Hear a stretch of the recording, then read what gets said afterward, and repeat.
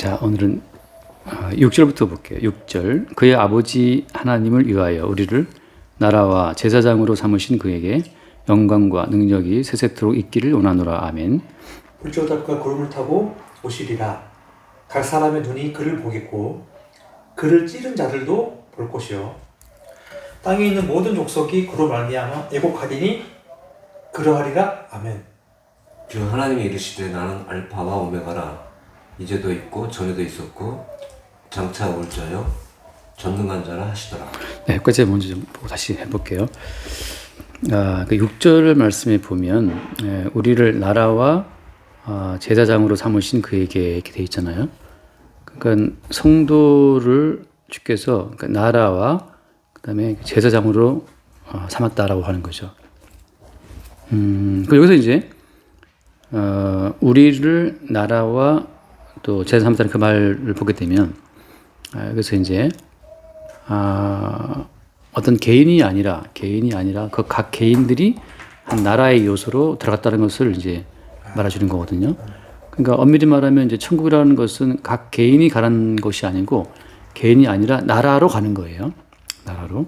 그러니까 한 덩어리로, 한 집단으로, 한 뭉터기로 이제 가는 거죠. 근데 그때 그 한 덩어리, 한 뭉터기를 뭐라고 부른다고요? 나라로. 나라로. 이제 다른 데는 교회로 돼 있죠. 교회로 돼 있는데.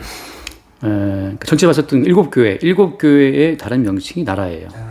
나라와 어떤 제사장. 근데 나라는 나라인데 어떤 나라냐 하면 제사장으로만 구성된 나라라고 하는 거죠. 그러니까 모든 성도는 제사장으로서 제사장의 신분으로 한 그 덩어리 되어 있는 거예요. 그러니까 멀리서 보게 되면 다 제사장이야. 다 제사장인데 그 제사장이 자체가 한 덩어리를 구성하고 있다는 거죠. 그걸 이제 예컨대 한번 넘어갈게요. 출애굽기 말씀을 보면 하나님이 애초에 이스라엘 백성을 구원할 때부터 그 계획이 들어 있었는데 출애굽기 19장 말씀을 보면 출애굽기 19장에 보면 거기에 몇 절이냐면은 6절 말씀 볼까요? 6절 19장 5절을 제가 먼저 볼게요. 세계가 다 내게 속하였나니 너희가 내 말을 잘 듣고 내 언약을 지키면 너희는 모든 민족 중에서 내 소유가 되겠고 너희가 내게 대하여 제사장 나라가 되며 거룩한 백성이 되리라. 너는 이 말을 이스라엘 자손에게 전하시니라. 자, 이거 뭐냐면 너희는 내게 대하여 뭐라고 했어요? 제사장 나라가 된다라고 하잖아요. 그러니까 제사장 나라라는 것이 이게 무슨 말이죠? 그러니까 제사장으로만 구성된 나라라는 뜻이에요. 그러니까 그 나라에는 다른 신분이 없어요. 모두가 다 똑같이 어때요? 다 제사장이라고 하는 거죠. 그러니까 제사장 된 사람들만 그 나라의 구성 요소가 되고 나머지는 다 버려지는 거죠.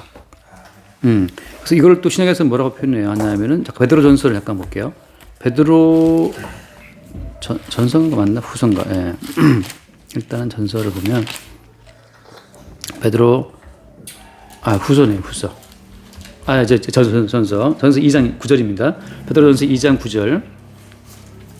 2장 9절 말씀을 보면 그러나 너희는 택하신 족속이요 왕 같은 제사장들이요 거룩한 나라요 그의 소유가 된 백성이니 이는 너희를 어두운 데서 불러내어 그의 기이한 빛에 들어가게 하시니에 아름다운 덕을 선포하게 하려 하십니다. 너희가 전에는 백성이 아니더니 이제는 하나님의 백성이요 전에는 공의를 얻지 못하였더니 이제는 긍휼을 얻은 자니라. 네, 여기 보면 너희는 택하신 족속이다라고 하잖아요. 근데 택하신 그 목적은 뭐냐면 왕 같은 제사장들이다라고 하는 거예요. 왕 같은 제사장들이라는 그 말은 아까 출애굽기 말씀처럼 제사장들로만 구성된 나라라고 하는 것인데 그들은 또 어때요? 신분이 다 뭐 같다? 왕 같다고 하는 거죠. 자, 제사장이라고 하는 것이 왕 같다라고 말을 할 때는 어떤 의미가 있는 거죠? 제사장인데 왜 왕 같아요? 일단 이제 왕이라고 하는 것은 우리가 이제 신명기를 보면 나오지만 근데 이제 그 솔로몬이 총 왕 되었을 때 그때 하나님께 1,000번제를 드리는데 솔로몬이 1,000번제를 드리면서 하나님 기도했던 기도의 내용이 뭐냐면 어떤 거였어요? 지혜로운 마음을 주셔서 재판하게 달라고 하거든요. 그러니까 왕의 첫 번째 업무가 재판이에요. 왕은 그래서 계속 재판해서 분별을 해서 이렇게 갈라내는 역할을 해야 되는데 그래서 솔로몬이 처음에 했던 그 재판이 유명한 그 두 여자가 아기를 낳고 하나 죽었잖아요. 그래서 그 두 여인이 와서 자기 아기라고 이제 싸울 때 솔로몬 재판 내려주는데 유명한 솔로몬 재판 뭐였어요? 아기를 반 잘라주라. 그거 있잖아요. 그런 것처럼 왕이라는 것의 가장 중요한 업무가 재판인데 그래서 이 왕 같은 그 말을 쓸 때는 제사장들은 그러니까 무엇으로 재판을 하는 왕이라는 뜻이에요. 우리가 그때 마태복음 할 때 봤죠. 왕 같은 세상의 말을 할 때는 왕들은 재판이 가장 주된 업무인데 왕들이 재판할 때는 재판 기준이 뭐가 되겠어요? 그러면 재판 기준이라고 하는 것은 이제 제사장으로서 다시 말해서 어린 양 예수 그리스도의 살과 피의 요소가 있느냐 없느냐를 하고 분류하는 거예요. 그러니까 예수 그리스도의 살과 피의 요소가 있는 것은 그 나라에 들어갈 합당한 요소가 되는 거고 하나님 나라에 들어갈 불량품은 뭐예요? 불량품은 어린 양의 살과 피의 요소가 아니고 거기에 인간의 요소가 들어가 있을 때는 불량품인 거죠. 그러니까 인간의 요소는 하나님 나라에 들어올 수 없다. 이게 이제 지난주에 봤던 것처럼 일곱 교회 말할 때 일곱 교회라는 말은 7이라는 말은 일곱 하는 말은 100% 하나님의 역사라고 하는 거잖아요. 그러니까 인간의 역사가 포함 안 된 거예요. 그러니까 일곱 교회의 그 교회됨이라고 하는 것도 인간의 요소를 배제하고 하나님과 어린 양 예수 그리스도 요소로만 생성되는 것이 일곱 교회라고 한다면 똑같이 어때요? 그 나라에 들어갈 제사장들이라 하는 것도 왕 같은 기능을 수행하는데 왕이라는 그 기능은 무엇이냐? 인간의 모든 요소를 배제하는 거죠. 그러니까 인간의 행위, 인간의 정성, 인간의 의도, 생각은 다 배제가 되고 하나님과 예수 그리스도의 그 의도만으로 이루어진 것 자체를 판단할 때 그게 이제 왕 같은 제사장 역할이 된 거예요. 그러면 이제 그러면 하나님께서 요구하시는 그 모든 요구를 인간을 다 배제한다면 이거죠. 이제 참 인간들은 이제 그게 약간 이제 교만한 거예요. 하나님, 우리 인간들이 정성을 다해 섬겨드릴게요. 이렇게 나온단 말이죠. 그러니까 인간이 바치는 안식일 준수, 인간이 바치는 11조, 인간이 바치는 헌신정성 받아달라고 하지만 하나님 입장에서는 너들 것은 필요해도 없다? 필요 없다. 왜? 하나님의 모든 것은 누가 이루었어요? 예수 그리스도. 그렇죠. 예수 그리스도가 이루었다는 거죠. 그러니까 그 예수 그리스도의 다 이루심의 요소만을 가지고 나머지 모든 인간의 요소를 그건 아니야. 그건 오히려 예수 그리스도의 이루심을 훼손하는 거야. 라고 이제 다 밀쳐내는 그것이 왕 같은 제자들이 하는 기능이라고 하는 거죠. 그러니까 우리가 이미 이제 뭐 사도 요한이 요한계시록을 쓰고 나서 마지막에 쓴 게 요한복음이니까 그 요한복음에서 사도 요한이 이제 강조한 내용이 뭐였냐면 한 번 더 읽어볼게요. 그 요한복음 다른 복음서에는 없고 여기만 있는 것이 그 내용이잖아요. 요한복음 19장 말씀에서 요한복음 19장에서 그 다 이루었다 몇 절이 19장 30절을 보면 30절 예수께서 신포도주를 받으신 후에 이르시되 다 이루었다 하시고 머리를 숙이니 영원히 떠나가시느니라. 다 이루었다라고 말할 때 다 이루었다고 하는 그 다 이루었다는 그 목적어는 뭘까요? 뭘 다 이루었다는 거예요? 이게 이제 하려는 말이 굉장히 많지만 예수가 다 이루었다고 말씀할 때에는 뭘 다 이뤘냐 하면 하나님 아버지와 예수님 사이에 두 분 사이에 언약을 다 이뤘다는 거잖아요. 그러니까 두 분 사이의 언약을 예수가 다 이뤘다고 하는 거고 그 다음에 구약으로부터 나오는 하나님 아버지의 무수한 요구사항들 있죠. 율법 같은 거. 그 모든 하나님의 모든 그 의의 요구를 예수님이 다 이뤘다고 하는 거잖아요. 그 다음에 거기에 나와 있는 하나님의 자기 맹세, 하나님의 모든 약속을 하나님께 던지신 그 모든 맹세의 말씀들을 예수님이 다 이뤘다고 하는 거고 또 어떻게 아버지께서 예수에게 맡기신 모든 백성들을 위한 구속을 이제 이뤘다 하는 거잖아요. 하나님께서 예수님에게 넘겨줬던 그 모든 백성들에 대한 속죄, 구속을 다 이뤘다고 하는 거, 그 피로.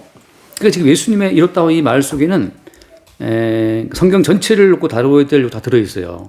그래서 뭘 이뤘는데 예수님이 뭘 이뤘다는 말이냐라고 하게 되면 이제 나올 것들이 쭉 많이 나오죠. 그러니까 이제 결론은 이거예요. 인간이 따로 이루어야 될 부분이 남아있다 없다? 없다는 거죠. 왜? 예수님이 다 이루었기 때문에. 그러니까 다 이루었다는 이 말씀 앞에서 인간들이 따로 할 일은 지금 있어요 없어요? 없다는 거죠. 그럼 지금 인간은 왜 있는 겁니까? 지금 인간은 예수의 다 이루심 자체를 증거할 목적으로 지금 있게 하신 거예요. 그러니까 제사장들은 뭐 하는 거냐 하면 어린 양 예수가 다 이루었다는 그 사실을 증거하기 위해서 제사장들은 이 땅에 지금 남아있는 거예요. 자, 여기서 또 하나 이제 뭐 비밀이란 비밀이지만 예수님의 다 이루었다 하심을 증거하기 위해서 우리는 어때? 우리는 어떤 역할을 해야 되는 거예요? 예수님의 다 이루었다 그걸 증거하기 위해서 어때요? 우리는 죄인 중에 개수. 그렇죠. 죄인 중에 개수. 그러니까 계속해서 우리는 어때요? 우리의 미흡함 자체를 노출을 하게 돼 있어요. 그러니까 제가 지난주에 했나요? 아브라함에게 복이 임하니까 아브라함에게 복이 임하면서부터 이제 하갈과 사라가 분별되기 시작하는데, 다시 말해서 그리스도 영이 임하게 되면, 성령을 받게 되면 그때부터 이제 성령 받은 사람들은 뭘 보게 돼요? 육의 한계를 보잖아요. 육의 실상을. 그러니까 영과 육의 분리를 보는데, 그때부터 이제 우리 내부에 가득한 육의 실상을 본다는 거죠. 우리가 얼마나 미흡한 존재인지를 확인하잖아요. 우리가 얼마나 성깔이 더러운지, 얼마나 혈기가 많은지, 얼마나 음란한지, 얼마나 탐욕이 많은지, 돈을 사랑하는지 다 나온다고요. 그러니까 성령이 온 사람들은 돈 사랑하는 자기 실상을 보게 되는 거지, 돈 사랑하는 욕심을 떨궈버리는 게 아니라고요. 이게 이제 많은 교회들이, 다시 말하면 어떻게 보면 이제 주의 은혜를 받지 못한 사람들은 생각할 때, 아, 우리가 이 돈 사랑하는 욕심을 내가 끌어내야 된다는 생각하는 이 자체는 어때요? 이거는 모든 종교의 공통적인 마음이에요. 자기 완성을 추구하는 모든 인간들은 돈 사랑하는 욕심을 이기려고 한다고. 여인을 사랑하는 음욕을 이기려고 그러고, 그죠? 다투고 싸우는 마음을 이기려고 하는데, 어때? 주님의 영이 오게 되면 어때요? 그 하나님이 요구하시는 모든 의로움의 요구는 다 이루었다, 주님이. 그러니까 음란하지 말라, 그거 누가 이루었어요? 예수님이 이뤘다고 하는 거죠. 돈 사랑하지 말라, 그거 주님이 이뤘다는 거죠. 화나지 말라, 싸우지 말라, 그거 주님이 이뤘다고 하는 거지.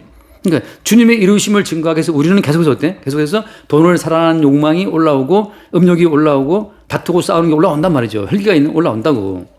그러니까 우리는 주님 앞에서 우리 의로움을 자랑할 수 없어요. 오히려 우리의 그 다툼과 혈기와 돈 사랑함과 정욕과 음욕을 보면서, 아, 이래서 예수님이 십자가에서 홀로 못 박혀 죽으면서 다 이뤘다는 사실을 확인하는 거죠.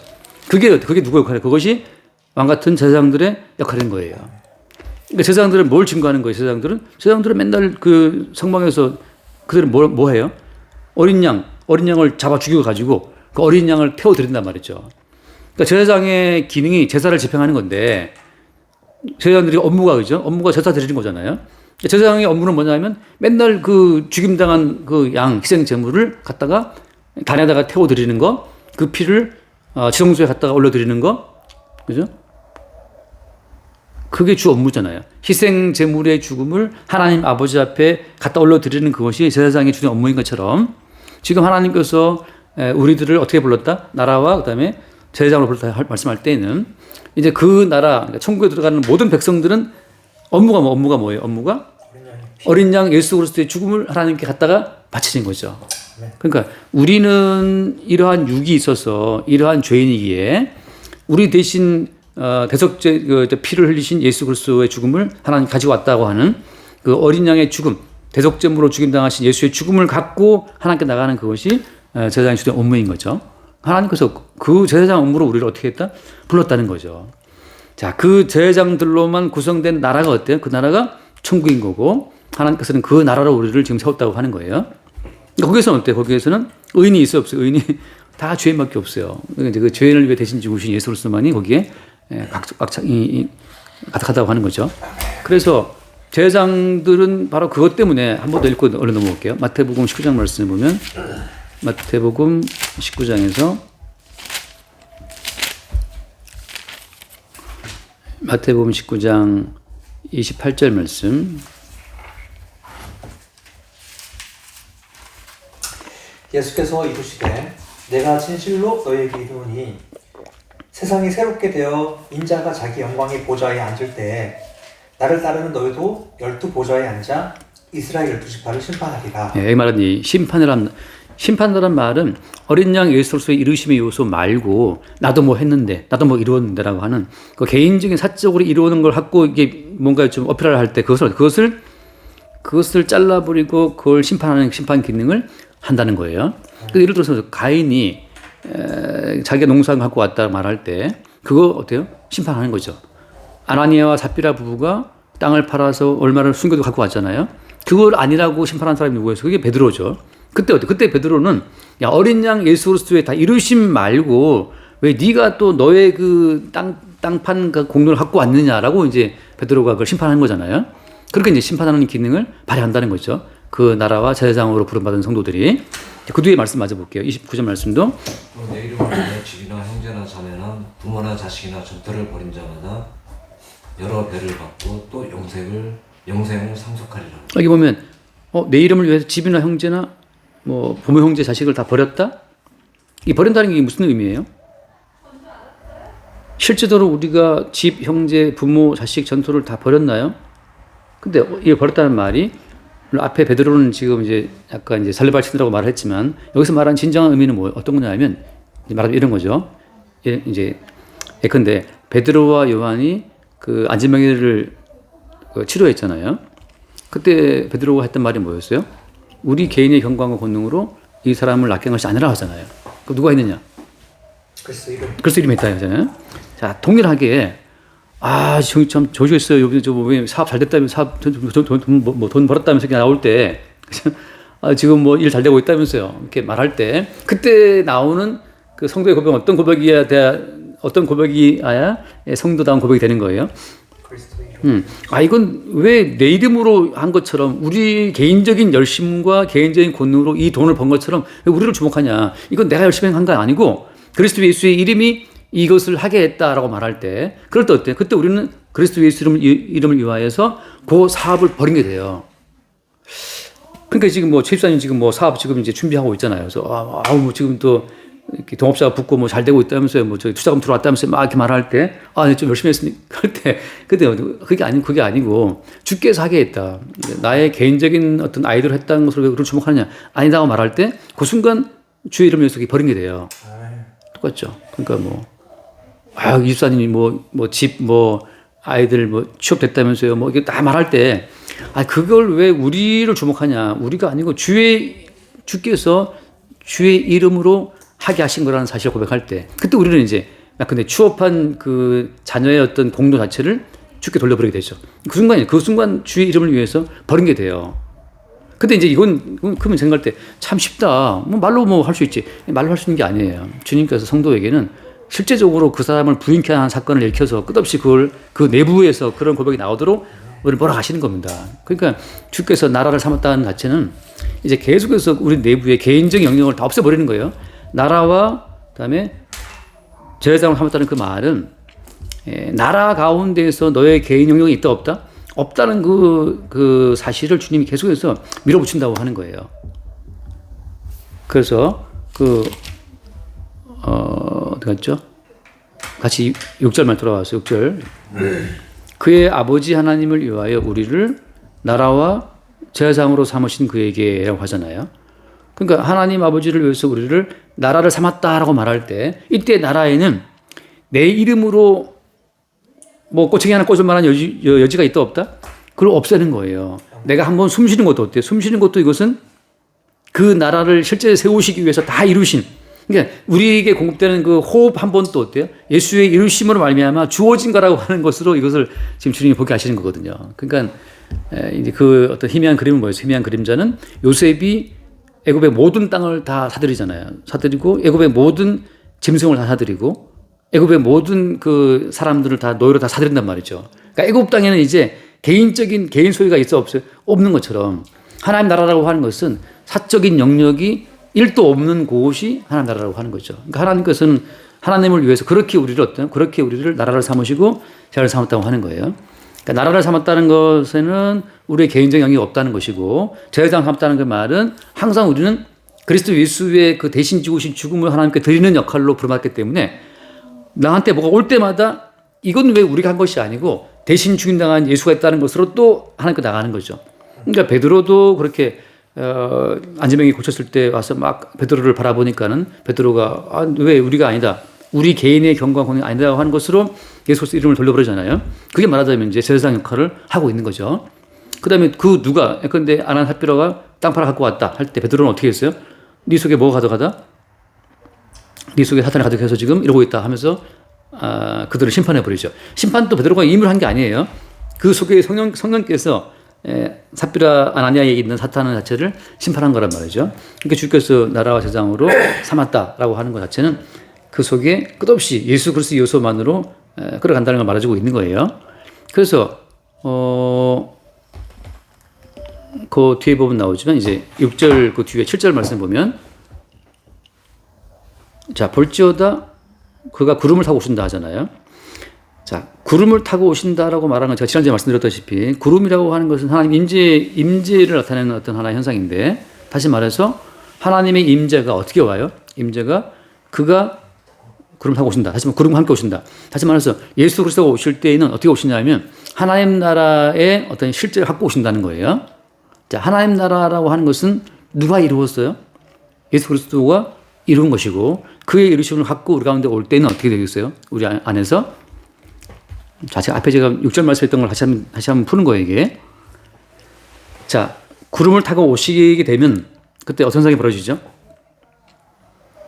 각 사람의 눈이 그를 보겠고 그다음에 찌른 자들도 볼 것이다. 그다음에 땅에 있는 모든 족속이 그로 말미암아 어떻게 한다? 애국한다. 자, 이게 무슨 얘기겠어요? 자, 예수님께서 구름과 함께 오신다. 하나님의 임재를 갖고 오시게 되면 예수님이 하나님의 임재와 함께 오시게 되면 뭔 일이 벌어지냐면 각 사람의 눈이 그 예수 그리스도를 바라보게 되는데 특이한 상이 뭐냐면 되게 뭐라고 나왔어요? 찌른 자도 볼 거라고 하는 거죠. 자, 여기서 그를 찌른 자가 본다라고 말할 때 여기에서 이 그를 찌른 자라고 하는 것은 이미 십자가 사건인데 자, 십자가의 사건은 역사로 보자면은 2000년 전에 일어났던 사건이잖아요. 근데 지금 여기 2000년 전에 이미 끝난 그 사건인데 뭘 지금 다시 본다는 얘기예요. 그죠? 주께서 구름 타고 오실 때 그를 찌른 자가 본다고 할 때 이미 그를 찌렸다는 역사의 사건이라고 하는 것은 까마득한 옛날에 일어난 사건이잖아요. 그러니까 역사적인 사건으로는 이 말이 서로 이렇게 닿을 수 있어요, 없어요? 닿을 수가 없는 거죠. 다시 말해서 성령으로 말미암아서 예수 그리스도에 오신다는 그 십자가의 사건 자체가 반복이 되는 거예요. 다시 바꿔 말할게요. 자, 성령 안에서 십자가의 사건이 반복되는 그 현장이 사실은 예수 그리스도가 하나님의 임재를 갖고 우리 가운데 오시는 순간이에요. 자, 지금 어떤 특정한 시간과 특정한 공간에 임재하시는 그 주의 임재를 말하는 게 아니라 지금 자, 성령 안에서는 십자가의 사건이 벌어지는 그 현장이 어떻다? 그 현장이 주께서 구름을 타고 다시 말해 주께서 하나님의 임재와 함께 오시는 순간이라고 하는 거예요. 이 사건에 대한 짤막한 예시를 잠깐 볼게요. 사도행전을 보면 사도행전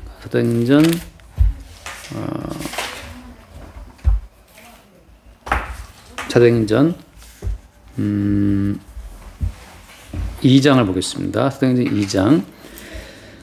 자, 36절 말씀 볼게요.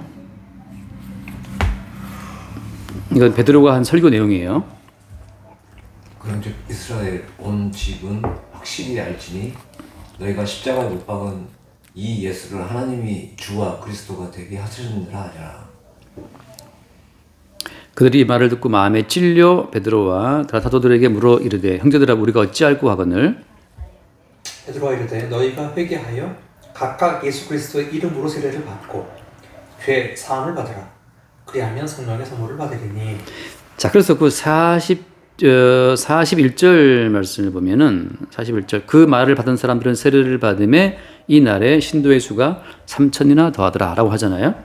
자, 그래서 보면 지금 사도 베드로가 십자가 못 박힌 예수 그리스도를 하나님이 주와 그리스도 되게 했다 이렇게 말씀을 증거하니까 어떤 일이 벌어졌어요? 그들이 이 말을 듣고 마음에 찔렸죠, 그죠? 그래서 어찌할꼬 하고 이제 회개가 사건이 벌어졌단 말이지. 자, 그러면서 어떻게 되냐면은 결과적으로 어때요? 성령이 그들 가운데 임했고 세례를 받았고 돌아온 사람은 3,000명이었다. 아까 봤죠, 그죠? 38절 말씀에 죄사함 받으라 그리하면 성령을 선물 받으리라. 자, 이렇게 해서 요 십자가의 사건 자체는 이미 어때요? 이미 한참 전 사건이지만 베드로가 이 말씀을 증거하는 그 순간 십자가에 못 박은 너희가 못 박은 이 예수를 이렇게 말할 때 실제 그들이 이 말을 들은 3,000명이 다 예수를 못 박아 죽인 사람들이에요. 그 현장에서 3,000명이 다 같이 모여서 못을 다 박았나 말 그건 아니잖아요, 그죠? 아닌데 실제 예수를 못 박으라고 외쳤던 그 무리 가운데 다 속해 있었던 사람들이고 무슨 말인가 하면 결국은 예수를 실제 못 박아 죽인 그 사람이 자기라는 사실을 이때 알게 되는 거예요. 몇 명의 대표로 못을 박았지만 사실은 어때? 나도 역시 예수를 못 박아 죽인 자라는 사실을 이때 알게 되는 거죠. 그러니까 십자가의 사건이 그 가운데 벌어지게 되는 그 순간에는 어때요? 성령께서 임하게 되는데 그때가 누구냐 하면 실제적으로 예수 그리스도와 구름을 타고 함께 하나님과 함께 임재하시는 예수로서 그들 가운데 오게 되는 그 현장이라고 하는 거예요. 자, 이 말을 왜 중요하냐면 역사적으로 주님이 언제 재림하시느냐 이게 중요한 게 아니에요. 지금 이 현장 가운데에서 십자가의 사건이 성령 안에서 현재화가 되면 그때 어때? 그때 그에게는 이미 예수 그리스도가 구름을 타고 구름과 함께 다시 말하면 하나님의 임재와 함께 그들 가운데 임재했다고 하는 거죠. 그러니까 지금 요한계시를 볼 때는 사람들이 언제 예수가 재림하시느냐. 그래서 벙커를 언제 만들어야 되나, 벙커에다가 무슨 양식을 언제 갖다 놔야 되고, 베리칩이 어떻게 되고, 뭐 666표가 언제 바뀌느냐. 말이 많지만, 베드로가 이 말씀을 증거할 때 십자가의 사건은 그들 가운데 적용이 됨으로 말미암아서 그를 찌른 자들도 볼 것이라는 말씀처럼, 우리가 바로 예수를 십자가에 찔렀다는 그 사실을 그들이 받아들이게 되죠. 그들이 그래서 그날 애곡하게 되고, 애곡함으로 말미암아서 어때? 그들 가운데 뭐가 임재했다는 겁니까? 예수 그리스도와 구름을 타고 오신 예수 그리스도. 해서 말하면 하나님의 임재와 함께 오신 예수 그리스도 가운데 임재했다고 하는 거죠. 자, 그러면서 그들 가운데는 이미 예수께서 임한 사람이 되는 거예요. 자, 이게 왜 중요하냐면, 그렇게 예수 그리스도께서 그들 가운데 오시게 되면, 이제 그들의 껍데기는 어때요? 껍데기는 그냥 그들 욕심 그대로지만, 그들 내부는 누가 장악하는 거예요? 그들 내부에는 구름을 타고 오신 예수가 그 속에 있는 거예요. 그래서, 볼지어다 내가 구름 타고 오는데, he is coming with clouds. 그가 구름과 함께 온다 하잖아요. 구름과 함께. 구름은 하나님 임재를 말하는 것이고, 다 그들 내부에는 이제 예수 그리스도와 하나님 임재가 함께 그들 가운데 거한다고 하는 거예요. 이걸 요한은 뭐라고 표현했어요? 한번 요한복음 말씀 먼저 보면, 요한복음. 내가 너희 안에 아멘. 예. 내가 너희 안에, 너희가 내 안에 있겠다는 그 말씀이잖아요. 요한복음 10. 붙이고 있네. 요한복음 17장. 앞에도 뭐 수없이 나오는 말씀이지만 요한복음 17장 20절을 제가 먼저 볼게요. 20절. 내가 비옵는 것은 이 사람들만 유함이 아니요 또 그들의 말로 말미암아 나를 믿는 사람도 유함이니. 21절. 아버지께서 내 안에 내가 아버지 안에 있는 것 같이 그들도 다 하나가 되어 우리 안에 있게 하사 세상으로 아버지께서 나를 보내실 것을 믿게 하옵소서. 내게 주신 영광을 내가 그들에게 주었사오니 이는 우리가 하나가 될 것 같이 그들도 하나가 되게 하려 함이니라. 곧 내가 그들 안에 있고 아버지께서 내 안에 계시어 그들로 온전함을 이루어 하나가 되게 하려 함은 아버지께서 나를 보내신 것과 또 나를 사랑하신 것 같이 그들도 사랑하신 것 세상이 알게 하려 합니다. 자, 같은 말이 반복되고 있는데, 그래서 아버지께서 내 안에 내가 아버지 안에 있는 것처럼 그들도 다 하나가 되어 우리 안에 있게 하사, 이 말씀 자체가 주의 강림으로 이루어진다고 하는 거죠. 그러니까 이제는 어때요? 그 그리스도 예수의 강림이 구름과 함께 구름 타고 오신 예수가 그들 가운데 오게 된 사람 가운데에는 그들 속에 거한 분이 누구예요? 그 속에 있는 분이 예수가 되는 거예요. 또 예수와 함께 누가 함께 있어요? 예수와 함께 구름의 주인공이신 하나님 함께 또 계신다고 하는 거죠. 그러니까 이렇게 이미 그들 가운데 예수님과 구름의 임재 속에 들어있는 하나님이 함께 거하게 되는 그 사람들 내부에 이미 주님 함께 거하시기 때문에 그들 가운데 주의 나라가 임재한 것이고, 그들 가운데 주의 나라가 임재했을 때 어때? 그들은 이미 나라가 된 것이고 뭐가 됐죠? 제사장 역할을 하게 되는 거죠. 그들은 그들 것이 아니고 누구 거예요? 주님 거예요. 자, 이 말씀을 사도 바울은 어떻게 표현했냐면 갈라디아서 2장을 잠깐 볼게요. 갈라디아서 2장 20절. 이것도 다 외우죠 우리가 이제. 갈라디아서 2장 20절. 저는 사실 뭐 성경 자체를 대학 다닐 때 조금 외우려고 했지만 거의 외운 적은 없어요. 반복적으로 그 말씀을 묵상하다 보니까 그 말씀이 이렇게 이거지게 된 거지. 2장 20절 말씀.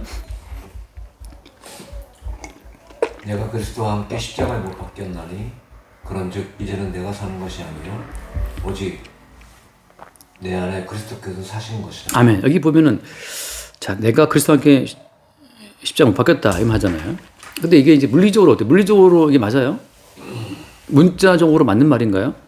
실제 예수가 못 박힐 때는 예수만 달렸잖아요, 십자가에. 그러니까 눈에 보이는 이 우리 안목을 가지고 십자가를 아무리 들여다봐도 그 십자가 뒤에 바울이 먹겠다는 것은 보여요, 안 보여요? 이거 안 보여요. 그러니까 문자대로 보자면은 예수님의 십자가일 뿐이고 바울은 박힌 적이 없고 문자대로 보면 이 말은 틀린 말이에요. 그러니까 성경을 문자대로 본다? 문자대로 파악이 안 되는 성경 말씀이 엄청나게 많습니다. 그러니까 이제 지금도 뭐 어떤 박사, 무슨 교회더라? 아무튼 그 유명한 목사님이 있는데 자기가 공학 박사라 맨날 그러시면 이제 문자 그대로 봐야 된다고 말하는 분이 있는데 문자대로 보자면 사도 바울은 못 바뀐 적이 없어요. 이 말은 무슨 말이에요? 그래서 요 말씀 자체가 아까 말한 요한계시록처럼 볼지어다 구름을 타고 오신다 하고 주께서 주의 임재와 함께 오시게 되는 그 현장 속에서 주의 임재를 보게 된 사람들은 그를 찌른 자도 본다 하잖아요. 그러니까 사도 바울이 예수를 찔렀다는 것을 보게 되는 거죠. 자, 사도 바울이 예수를 찔렀다는 것을 보게 되는 그 사람들 가운데서는 어때요? 가운데서는 주의 죽으심이 자기 때문에 일어났다는 사실을 보게 되는 사람들은 그 주와 함께 죽게 된 사람이에요. 왜냐하면 이제부터 그들 내부에 누가 차지하고 있으니까 그들 내부에는 주님이 거하시기 때문에 그들이 이미 죽은 자로 취급되는 거죠. 그러니까 예수 그리스도와 함께 죽었다고 하는 그 말은 이제 예수가 몇 바퀴 죽임을 당하시고 죽임 당하신 그 예수가 아버지의 임재와 함께 오시게 됨으로써 그들 내부에 십자가에 죽는 예수가 오게 됨으로 말미암아서 이제 그들 내부를 장악하시는 분은 누구예요? 이 주님이라고 이제. 그들에게는 그들의 사는 삶이 끝났어요 이제. 그래서 뭐라고 하는 거예요? 그들 내 속에서 하시는 분은 누구다? 이제 내가 육체 가운데 사는 것은 그죠? 누가 사는 거예요? 자기를 버리신 그리스도가 산다고 하는 것으로 바울이 압축하고 있는 거죠. 그러니까 성도 입장에서는 매일매일 뭐가 드러나냐 하면 네 속에 사는 것은 나야라고 하는 것으로 그리스도의 살아나심이 드러나게 돼 있어요. 그게 나라와 세상이라고 하는 거죠. 다 돌아와서 봐요. 계시록에 돌아와서 다시 그 표현을 보면 자, 볼지어다 그가 구름을 타고 오신다. 이건 이제 아까 말한 것처럼 성령 가운데 우리 가운데 오신 걸 하나님의 임재와 함께 오신다고 말하기 때문에 자, 오시게 되면 우리 가운데 거하신다. 자, 그러면 여기서 이제 중요한 건 뭐냐면 이거예요. 오시게 되면 그리스도가 우리 가운데 오시게 되면 아직 우리 어디 가운데 있어요? 육체 가운데 있지만 그죠? 육체 가운데 있고 육체 속에 누가 오시는 거죠? 주님이 성령으로 아버지 임재와 함께 오시는 거죠. 그러니까 이제 예수님이 아버지가 예수님 안에 있는 그대로 우리 가운데 오시게 되면 우리 안에 사시는 분은 주님이다. 자, 그러면 여기서 이제 어떤 갈등이 벌어지게 돼요? 우리 가운데 오신 그 주님께서 계속 무엇을 드러낼 수밖에 없어요? 우리 가운데 오신 그 주님은 그죠? 아버지와 함께 오신 그 주님이다. 이제 완전 거룩의 본체로 오신 그 주님은 이제 오시게 되면 우리 육체의 한계, 우리 육체의 실상을 계속해서 드러낼 수밖에 없어요. 하나님과 예수님은 거룩하신데 우리 육체는 거룩하지가 않죠. 끝없이 우리 육체에 거룩하지 않은 그 모든 부분들이 매일매일 드러날 수밖에 없어요. 자, 그래서 따라오는 것이 뭐예요? 따라오는 것이 애곡이에요. 애곡. 자, 다시 이렇게 쉽게 말해볼게요. 자, 아브라함에게 복이 왔지만 계속해서 어때요? 아브라함은 인생을 살잖아요. 아브라함은 인생을 살면서 생명의 위협을 느껴 자기 아내를 누이라고 거짓말도 하고 또 어때요? 아들 낳겠다고 또 하갈 들어가고 또 이스마엘도 낳고 한단 말이죠. 그러니까 그 아브라함 속에 복이 임함으로 말미암아서 계속 아브라함의 육적인 부분이 노출되는 것처럼 이제 그리스도 예수와 아버지가 성도 가운데 오게 되면 성도는 자기 육체의 죄악됨을 매일매일 새롭게 보게 돼요. 왜 봐야 되냐 하면 육체의 죄악됨을 봄으로 말미암아서 동시에 뭐가 증거되는 거예요? 이래서 예수님만이 홀로 하나님이 원하시는 그 성령 제사를 드렸다는 사실을 보게 되는 거죠. 그러니까 성도는 자기 육체의 완전함을 통해서 예수를 증거한 자들이 아니라 자기 속에 오신 거룩하신 그리스도로 말미암아서 자기 육체의 죄인됨을 노출시키면서 오히려 그리스도 예수의 다 이루심의 제사를 증거하게 된다고 하는 거죠. 네, 그래서 한번 이것도 이제 바울수로 보자면 이래요. 로마서 5장을 보면 로마서 5장 벌써 33분 지나갔네. 로마서 5장을 잠깐 봅시다. 로마서 5장에 로마서 5장 19절 말씀 볼까요? 19절. 한 사람이 순종하지 아니함으로 많은 사람이 죄 있는 것까지 한 사람이 순종하심으로 많은 사람이 의인이 되리라. 20절 말씀 뭐예요? 율법에 들어온 것은 범죄를 더하게 하려 함이라. 그러나 죄가 더한 것은 은혜가 더욱 넘쳤나니. 그는 죄가 사망 안에서 없는 듯한 것 같이 은혜도 또한 의로 말미암아 없는 듯하여 우리 주 예수 그리스도를 말미암아 영생에 이르려 합니다. 아멘. 자, 은혜가 그죠? 은혜가 왕노릇 하는 거예요. 은혜가. 다시 말해서 계속 우리 몸에서는 계속해서 부패함이 피어 올라오고 정욕이 피어 올라오고 탐심이 피어 올라와요. 육체 가운데에서. 끝없이 어때요? 죄가 더한 곳에 뭐가 더하다? 은혜가 더하구나. 계속 우리는 말씀을 듣고 배울 수마다 야 이렇게 치밀하게 말씀이 우리를 압박하면 우리가 죄 아닌 게 없어요. 여인을 보고 보면 또 저기 가늠한 거야. 탐심 품어서 우상숭배한 거야. 근데 솔직히 누가 돈을 탐하지 않아요. 다 탐심 품고 있죠. 주님이 그걸 드디어 다 까발려서 우리를 촘촘하게 우리를 압박하며 나오면서 우리가 죄인 걸 드러내죠. 근데 죄가 더한 곳에 은혜가 더하다. 은혜가 왕노릇한다. 그래서 점점 성도 가운데에서는 그 속에 오신 예수 그리스도와 하나님의 임재로 말미암아서 육체의 죄가 선명히 드러나게 되고 육체의 죄가 선명히 드러날수록 예수 그리스도의 은혜 십자가에서 다 이루신 그 은혜를 더 선명히 바라보면서 증거하게 되는 그 나라와 제사장 역할을 하게 되는 거죠. 그러니까 요한계시록에서 말하고 있는 것은 끝까지 우리 육체는 가는 거예요. 육체가 갑자기 막 바뀌어가지고 뭐 탐심도 안 품어 이제 마음이 고요해. 돈을 봐도 이제 채용장군처럼 돌보기를 뭐 황금보기를 돌처럼 하는 마음 일어난단 말이죠. 그건 도 닦은 도인들이나 하는 소리고 성도는 그렇잖아요. 성도는 끝없이 그 속에 오신 걸어가신 주의 임재로 말미암아서 하늘의 임재가 있기 때문에 자기 속에 어떤 죄 아닌 것이 없음을 매일 보게 되죠. 그걸 통해서 오히려 애곡하면서 십자가에 죽임당하신 예수 선명히 드러내는 그 역할을 한다는 거예요. 그것이 또한 교회의 교회됨이라고 하는 것은 한 번 더 말하면 뒤에 보겠지만 아무튼 7교회에 책망이 있어요 없어요? 책망이 있다고. 책망이 왜 있어요? 그 책망의 사실은 어때요? 우리 개인으로 보게 되면 날마다 우리 육체 가운데 올라오는 죄의 요소를 주님이 책망하시는 거예요. 네 속에 그런 부분이 있다. 근데 그런 부분이 있으니까 그 부분을 고쳐라가 아니고 뭐 하는 거예요? 그 부분 때문에 예수님이 십자가에서 또 필로 다 이뤘다는 그 사실, 그때 제사장 역할을 또 하게 되는 거죠. 그러니까 모든 교회들은 이름으로 말미암아 예수님이 십자가의 필로 다 이뤘다는 사실을 증거하는 제사장 나라로서의 기능을 또 하게 되는 거예요. 그렇게 됨으로 말미암아서 지금 여기서 말하는 것은 주의 재림이 언제 오든지 그건 안 중요해요. 지금 현재 성령으로 말미암아서 예수 그리스도와 하나님 나라의 임재를 보지 못한 사람들은 언제 오든 상관없어요. 다 멸망의 자식들 뿐이고 지금 현재 매순간 성령으로 말미암아 자기 죄인들을 보게 되는 사람들 가운데 이미 주님은 구름을 타고 와 계신 겁니다. 다시 말하면 구름이라고 하는 것은 뭐예요? 주의 임재를 말하는 건데 성막이 지어졌을 때 그때 뭐가 임재했어요? 구름이 임했잖아요. 솔로몬 그때 안 봤지만 솔로몬 성전 완공할 때 어때요? 그때도 구름이 임재해요. 다시 말하면 성도의 이 육체가 성전이라면 뭐가 임재해 있는 겁니까 이미? 구름 가운데 주님이 임재해 계신 거라는 거죠. 그러니까 우리의 죄인됨이 드러나는 거지. 그러니까 자기의 죄인됨을 모르는 사람들은 구름 가운데 오신 주의 임재도 없는 사람들이고 자기가 죄인됨을 보게 되는 사람들, 애곡하게 되는 사람들, 어찌할꼬 애곡했던 그 사람들은 어때요? 이미 구름 가운데 오신 주님과 함께 있는 사람들이라는 거죠. 그러니까 주의 임재하심 앞에 오게 되는 사람들은 뭐 거룩하게 신령하고 뭐 그런 사람들이 아니라 오히려 죄인됨을 봄으로 말미암아서 어린 양 예수가 이루어 놓으신 그 이루심의 그 성과, 그 효과 자체를 증거하기 위한 그 사람들이 오히려 제사장이고 그 나라에 속한 사람이라고 하는 거예요. 여기까지 합시다. 시간이 또 갔다. 그 질문을 하나 있는데. 예. 그러면 이게 지금 모든 족속이 그러면 애국할 때 이 족속은 전부 다 그리스도의 백성들을 말하는 거예요. 뒤에 보면 나오지만 이제 마지막에 보게 되지만 이게 두 가지예요. 택함받은 백성들은 그로 말미암아서 자기의 죄를 슬퍼하는 애국이 있는 것이고, 버림받은 사람들은 슬피 울며 이를 가함이 있으리라는 것처럼 이를 가는 애국인데 요한계시록 뒤에 보면 나오지만 택함받은 예루살렘 성 가운데에는 택함받은 백성가 들어갑니다. 근데 이제 한글 성경에서는 그게 족속으로 되어 있더라고요. 또 민족이라고 모든 민족이 되어 있는데 모든 민족이 아니고 거기서는 사실은 여기 나와 있구나. 요한계시록 21장 26절 말씀인데 사람들이 만국의 영광과 안돼요. 이때 이 만국이라는 가치는 24절도 있고 이 만국은 택함받은 백성들을 말해요. 번역이 좀 애매한데 여기까지 합시다. 기도할까요? 네. 주님 감사합니다. 오늘 말씀을 통해서 주의 백성을 나라와 제사장으로 삼으신 그 뜻에 대해서 더욱더 분명히 주님께서 보여주십니다.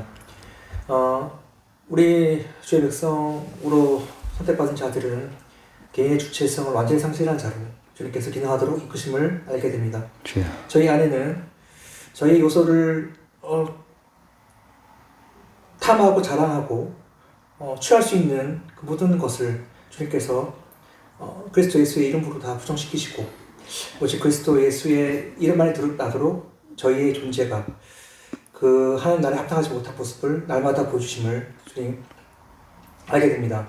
그렇게 죄인 중에 계수로 드러나고 들춰지고 주님의 책망으로 말미암아 저희가 애곡함이 있을지라도 저희의 그 모든 이 책망과 애곡의 이 모든 의를 이루신 예수 그리스도의 이루신 성취로 말미암아 저희가 이 모든 것에서 해방되었음을 고백하고 자랑할 수 있도록 인도하여 주시옵소서.